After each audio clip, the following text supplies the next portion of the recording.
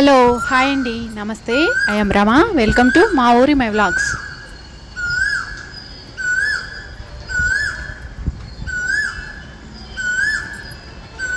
నిద్ర లేచిన వెంటనే ఇంటిని శుభ్రం చేసేసి ఉప్పు నీళ్ళతోటి తడిగుడ్డ పెట్టేసుకొని గుమ్మం దగ్గర ముగ్గు వేసి ఇలా గడపనైతే పసుపు కుంకుమలతో పూజ చేసుకుంటున్నాను.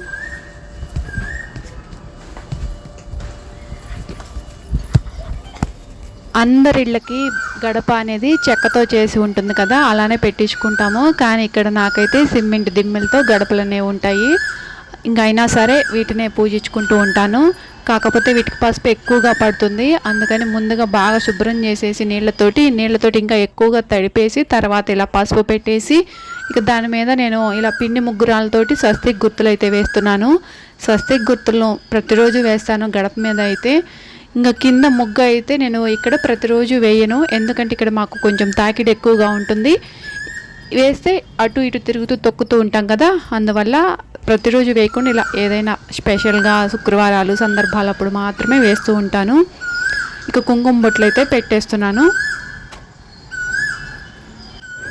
హలో అండి, బయట పని అంతా పూర్తయిపోయాక ఇక వంటగదిలోకి అయితే వచ్చేసి ఇలా పొయ్యిని కూడా పూజిస్తున్నాను. ఈరోజు పిల్లలకు కూడా స్కూల్కి సెలవు, పిల్లలను కూడా నిద్రలేపేసి తలస్నానాలు అవి చేయించేశాను.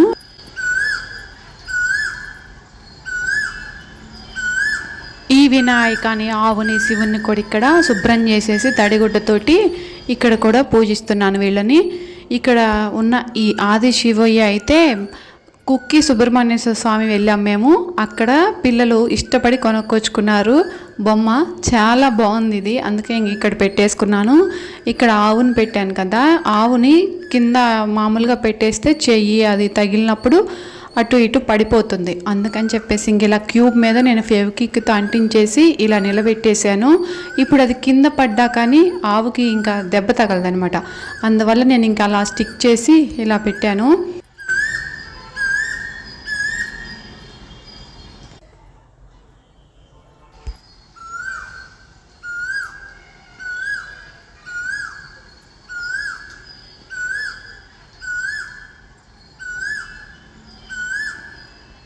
ఈలోపు పిల్లలు దేవుడి గుడి అంతా శుభ్రం చేసేసి పటాలకి బొట్లు అవి పెట్టేశారు, ఇంకా అంతా పూజకి సిద్ధం చేశారు. ఇలా నేనైతే ఇంకా ఈ శారీ కట్టుకుందామని తీశాను. ఈ శారీ వచ్చేసి చాలా లైట్ కలరు కానీ చాలా బాగుంటుంది, అంత రిచ్ లుక్ వచ్చేలాగా నేనే తయారు చేశాను.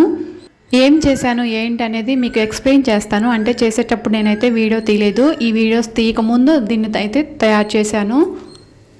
చాలా లైట్గా ఉండే పింక్ కలర్ శారీ, దీనికి బార్డర్ వచ్చేసి గోల్డ్ కలర్ బార్డర్ వచ్చేసింది. ఫుల్గా pink colour sari, gold colour తోటే శారీ అంతా ఉంటుంది. ఇంకా బ్లౌజ్ వచ్చేసి రన్నింగ్ బ్లౌజ్ వచ్చింది. అయితే నేను సపరేట్గా వేరే నెట్ క్లాత్ ఒకటి తీసుకున్నాను. ఇలా ఆ బ్లౌజ్కి మ్యాచింగ్ చేయడానికి ఈ పింక్ శారీ మీద నేను డాట్స్ అయితే పెట్టాను. ఫ్యాబ్రిక్ గ్లూ ఉంటుంది, పెయింటింగ్ గ్లూ, దాన్ని తీసుకొని డాట్స్ పెట్టేశాను. అక్కడక్కడ ఫ్లవర్స్ ఉన్నాయి, ఆ ఫ్లవర్స్ మధ్యలో మ్యాచింగ్ చేయడం కోసం నేను పెయింటింగ్ వేసినట్లు డాట్స్ పెట్టేశాను. ఇక ఈ బ్లౌజ్ అయితే నెట్ ఫ్యాబ్రిక్ అనమాట, ఫుల్ నెట్, ఇంకా లోపల మనం లైనింగ్ వేసినా క్లియర్గా కనిపిస్తుంది. అయితే నేను ఆ బ్లౌజ్ పీస్ని ఇంకా ఎక్స్ట్రాగా తీసుకున్నాను, మనకి మీటర్ పడితే ఇంకా మీటర్న్నర అట్లా తీసుకున్నాను. మీటర్ వచ్చేసి 200 పడింది నాకు. దాన్ని తీసుకొని ఇలా మీకు కింద బార్డర్ దగ్గర పింకులో కనిపిస్తుంది కదా, డార్క్ పింకులో, ఇదంతా నేనే కుట్టేశాను. శారీకి ఇలా కుట్టడం వల్ల మంచి లుక్ వచ్చేసింది. ఇంకా తర్వాత శారీకి హ్యాంగింగ్స్ కూడా తయారు చేసి ఇలా వేశాను. హ్యాంగింగ్స్ కూడా బాగున్నాయి. ఈ లైట్ పింక్ కలర్ శారీతో పైన డార్క్ పింక్ వచ్చే విధంగా రెండింటిని కలిపి ఇలా బెల్స్ లాగా కుట్టాను. మిషన్ మీద కుట్టేసి తర్వాత చేతితో ఇవన్నీ ఫ్లవర్స్ మెటీరియల్ ఉంటుంది కదా, మనకి నచ్చిన మెటీరియల్ వేసుకోవచ్చు. ఆ మెటీరియల్ తోటి ఇంకా నేను ఇలా చీర కొంగుకి టెజిల్స్ లాగా తయారు చేశాను. బెల్స్ లాగా ఉండేవి ఒక 24 ఏమో తయారు చేసి ఇలా మిషన్ మీద కుట్టేసి ఇలా మిగిలిన మెటీరియల్ వేసి కుట్టాను. ఒక్క పూటలో అయిపోయింది. ఒక పూట కూడా కాదులేండి, 3 గంటల్లో ఈ పని అంతా నాకు కంప్లీట్ అయిపోయింది. ఇంకా శారీకి ఈ బ్లౌజ్ అక్కడక్కడ మ్యాచింగ్ చేయడం కోసం నేను ఇలా పెయింటింగ్ వేసినట్లు ఫ్లవర్స్ పెయింటింగ్ వేసాను. అసలు ఫ్యాబ్రిక్ ప్రింట్ గ్లూ ఉంటుంది మనకి, అది తీసుకొచ్చి అలా వేశాను. ఇంక ఈ బ్లౌజ్ చూడండి, నెట్ క్లాత్ చూపాను కదా, చాలా అంటే ట్రాన్స్పరెంట్ నెట్ అనమాట. మనకి క్లియర్గా కనిపిస్తుంది లోపల ఏదున్నా కానీ. అందువల్ల నేను ఏం చేశానంటే కింద గార్డెన్ సిల్క్ క్లాత్ తీసుకొని అది ఒక లైనింగ్ లాగా వేసి మళ్ళీ కింద కాటన్ లైనింగ్ వేశాను. ఎందుకంటే గార్డెన్ సిల్క్ లైనింగ్ మనం వేస్తే అది మంచి ఫినిషింగ్ బాగానే ఉంటుంది, కానీ మనకి కంఫర్ట్గా ఉండదు, గుచ్చుకుంటుంది ఖచ్చితంగా. అసలు దాన్ని ఇంకా వేసుకోలేము ఒక పూట కూడా. అందువల్ల నేను 2 లైనింగ్లు వేసినట్లు గార్డెన్ సిల్క్ తోటి వేసి తర్వాత అది వేసుకున్నాను. మొత్తానికైతే శారీ అయితే కట్టేశాను. ఇవి మొక్కజొన్నలు ఎండబెట్టేసి మనకి బయట మార్కెట్లో అమ్ముతూ ఉంటారు. పచ్చిగా ఉన్నప్పుడైతే స్వీట్ కార్న్ మనం ఉడికించుకొని వాటిని తినేస్తూ ఉంటాం కదా, అట్లాంటివి ఇవి కూడా. వీటిని ఇలా ఎండబెట్టేసి మనకు అమ్ముతూ ఉంటారు. ఇలా బాండీలో వేసుకొని వేయించేసుకోవాలి. ముందైతే బాండీని బాగా హీట్ చేసేసుకొని తర్వాత ఈ మొక్కజొన్న విత్తనాలను వేసేసుకొని అటు ఇటు కలిపేసి మూత పెట్టేసుకోవాలి. వంటనైతే మీడియం ఫ్లేమ్లో ఉంచుకోవాలి. ఒక 5 నిమిషాల తర్వాత చూడండి ఎలా ఎగిరెగిరి పడుతున్నాయో.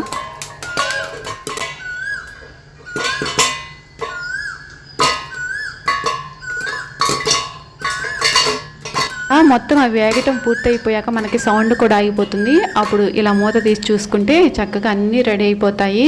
ఈ పేలాలను ఇప్పుడు పక్కకు తీసుకోవాలి.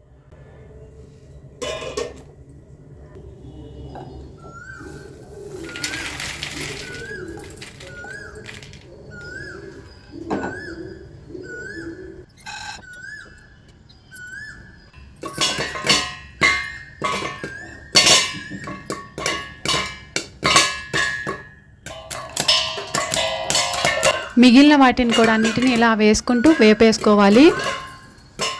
సౌండ్ ఆగిపోయిన వెంటనే మూత తీసుకొని వీటిని అయితే పక్కకు తీసుకోవాలి. మనం గనక అలానే ఉంచేస్తే అడుగంటిపోయి నల్లగా అయిపోతాయి. ఇలా ఈజీగా అయితే పేలాలను తయారు చేసుకోవచ్చు. మనము దగ్గరుండి జాగ్రత్తగా చేసుకుంటే చాలు, మాడిపోకుండా మంచిగా వస్తాయి ఈ పేలాలు కూడా.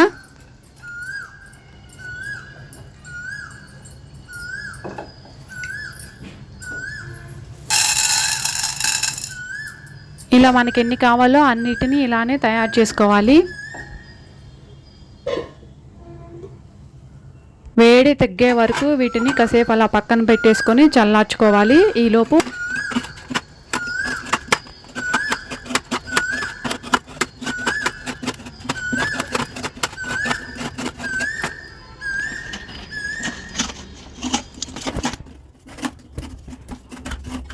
బెల్లాన్ని తురుముకోవాలి. ఇప్పుడు ఇవి కూడా చల్లారిపోయాయి. వీటిలో ఇంకా అక్కడక్కడ వేగకుండా ఉండే నల్ల విత్తనాలను వేరేసుకొని పక్కన పెట్టేసుకోవాలి. చూడండి ఎన్ని విత్తనాలు వచ్చాయో. వీటితోటి వేసేసుకుంటే పిండి మనకి నల్లగా ఉంటుంది. అందువల్ల వీటిని మాత్రం తప్పనిసరిగా వేరి పక్కన పెట్టుకోవాలి.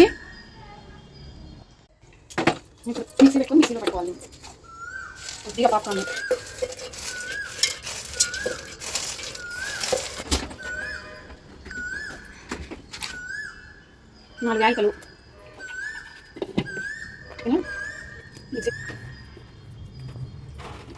బెల్లం.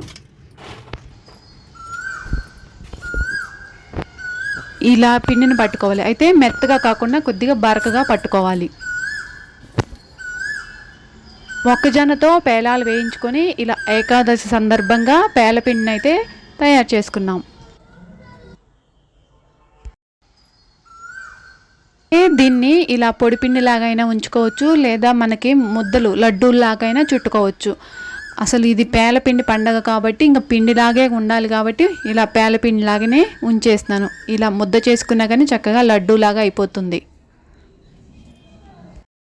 తినేటప్పుడు కొద్దిగా దీనిలో నెయ్యి వేసుకొని తిన్నా కానీ చాలా బాగుంటుంది. ఇంకా బలం కూడా ఈ పేలపిండి.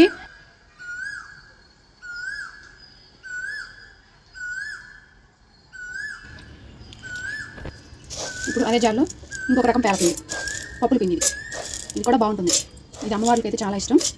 దీన్ని కూడా మనం రోజు ప్రసాదంగా పెట్టుకోవచ్చు. కొద్దిగా ఎండు కొబ్బరి ముక్కలు దీనిలో కూడా 3 యాలకులు వేసుకొని మిక్సీ పట్టుకోవాలి. ఇప్పుడు 2 తిప్పులు ఒకటి అయిపోయింది. ఇప్పుడు బెల్లం వేసుకుంది అమ్మ. కొద్దిగా బరక పట్టుకొని దీనిలోకి ఇప్పుడు బెల్లం సరిపడినంత వేసుకొని మళ్ళీ ఒకసారి మిక్సీ పట్టుకోవాలి.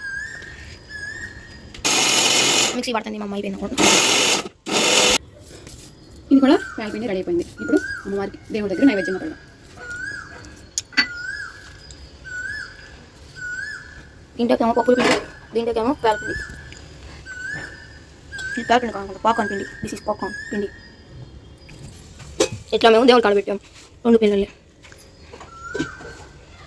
సరే దీపారాధన చేసుకుంటాం.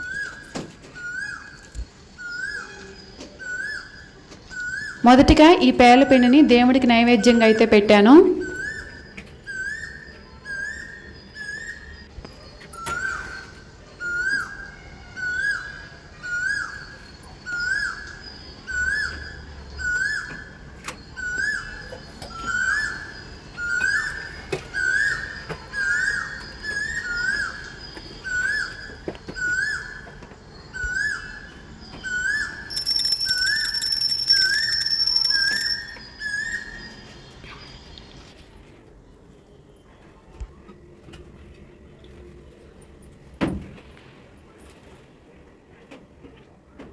మా పూజ అయితే పూర్తయింది. మరి మీరు ఎలా ఈ తొలి ఏకాదశిని సెలబ్రేట్ చేసుకున్నారో నాకు కామెంట్లో చెప్పండి. అలానే శారీ లుక్ చూడండి ఎంత బాగుందో. మంచి లుక్ అయితే వచ్చింది. వీడియో కూడా అయిపోయింది. బాయ్.